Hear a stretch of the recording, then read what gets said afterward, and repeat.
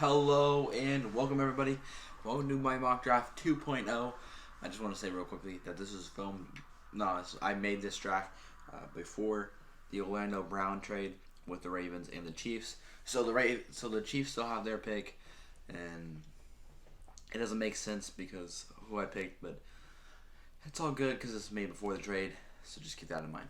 All right, right into this. We have Trevor Lawrence, obviously going number one quarterback to the Jaguars. Number two, Zach Wilson, quarterback to the Jets. That's pretty obvious. They traded Sam Darnold. The first two are obvious. Number three, I have Trey Lance who's quarterback, going to the 49ers. I don't know who they saw at number three who they think. So I don't know if they think Fields, Lance, or Jones. But at this time, they've been heavy on Lance lately. So.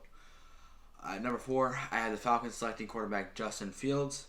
Justin Fields being from Atlanta or Georgia. I can't remember which one it was. Might have been both. Well, I mean, obviously it'd be both. He's from Atlanta. Sorry, that was dumb what I just said. But I don't know if it was from Atlanta or he's just from Georgia alone. But either way, he's got the connection there, and they need a young quarterback to bring in and euthanize that offense, and so they can try to bring a dynasty to that team. Everybody's trying to make a team where they made a Super Bowl. Number five, we got the Bengals selecting Penei Sewell. Gotta keep Joe Burrow clean. Come on now. Number six, I got the Dolphins selecting wide receiver Jamar Chase. He's, in my opinion, the best receiver in this draft class. Number seven, I have the Lions selecting wide receiver Devontae Smith. They do not have a for sure number one wide receiver right now, and at this point, you're basically setting up Jared Goff for absolute failure. And I'm pretty sure the Lions aren't trying to make a push right now. They're definitely trying to tank whoever the number one prospect is going to be next year. Number eight, I have Kyle Pitts going to the Panthers. Kyle Pitts is probably the best prospect in this draft. But I have him over Lawrence. And Pitts is just an absolute freak of nature. And he's a receiver at tight end, but at the tight end seat, the size of a tight end. Number nine, I have Rashawn Slater going to the Broncos. Broncos getting Drew Lock some help up front. They already have the weapons. And if they can keep Drew Lock not healthy. He was pretty healthy, but if they can keep him upright and clean, he might not be as afraid in the pocket and make some dumb decisions, and he might be better as a quarterback. We don't know. Maybe Drew Lock is just not that guy. Number 10, I had the Cowboys selecting cornerback Patrick Surtain second. That cornerback room is not it, and if they want to make a push for that division, they need to clamp up some receivers. That mainly just the Washington receivers, because, well, I guess they got Galladay, the Giants now, but they need to play some good defense, and that defense has not been it last year. So if they can get that defense right and that clicks again, they can win that division. Number 11, I have the Giants selecting wide receiver Jalen Waddle. He's just a really fast guy, and that's what you need in the league these days. And they don't really have that true speed guy. They got Galladay, who's more of just a number one, and John Ross, who's a speedy guy, is definitely not going to be that guy because he's not staying healthy. Number 12, I have Micah Parsons going to the Eagles. The Eagles have a lot of holes in that team, and Micah Parsons has the potential to be a absolute freak of nature at the linebacker position and probably one of the best linebackers in the league if they develop him right. But that's all up to the Eagles and how Mike Parsons is. At number 13, I have the Chargers selecting cornerback J.C. Horn. J.C. Horn and Derwin James could be a deadly duo. I know Derwin's a safety, but just in general on that defensive side, that would be crazy to see. At number 14, I have the Vikings selecting tackle Christian Darris. This one's kind of obvious. They got a decent offense with Kirk Cousins. If Kirk Cousins has time to be able to sit in the pocket, he's making he's gonna make the plays, and he's gonna seem as much better. He's gonna seem like a better quarterback. And they lost some pieces in the offensive line this season. That's off season, so they need to rebuild that offensive line. And best way is through the draft. At number 15, I have the Patriots selecting quarterback Mac Jones. I don't think they'll do this in real life, but this is my opinion. And I don't really know with Bill Belichick, and he might actually do this in real life. So, I don't know. It's Bill Belichick. You never know. I wasn't expecting them to pick Kyle Duggar last year's. And so he's going to surprise the world probably this year. At number 16, I have Christian Barmore, my bad.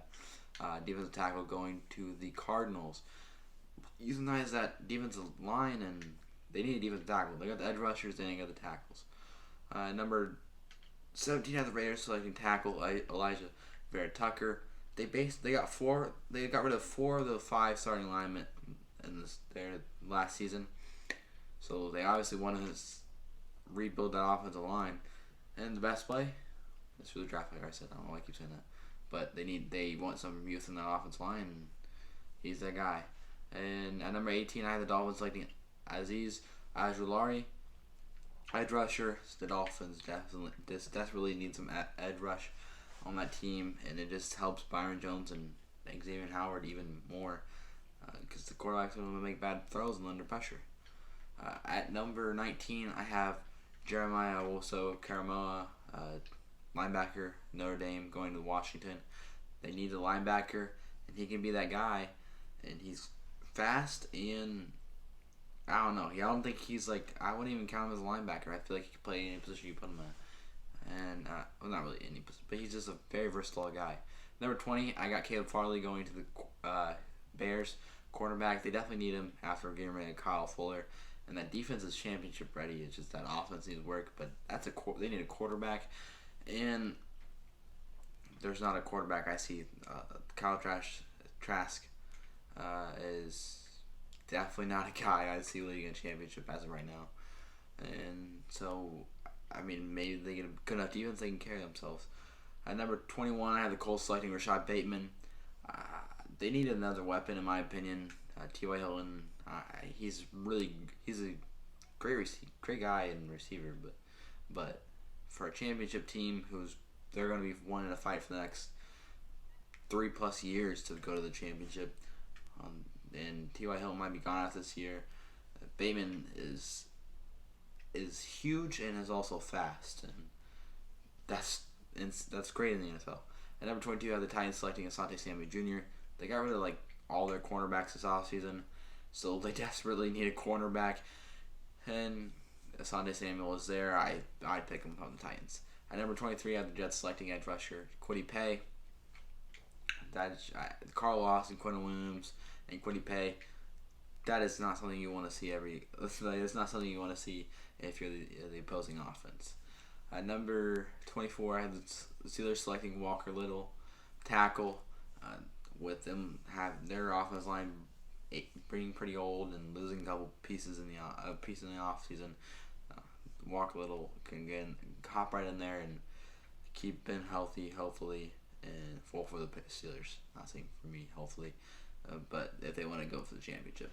At number 25, I have Trayvon Moehrig safety going to the Jags. They need a safety, and Trayvon is by far the best safety in this draft class.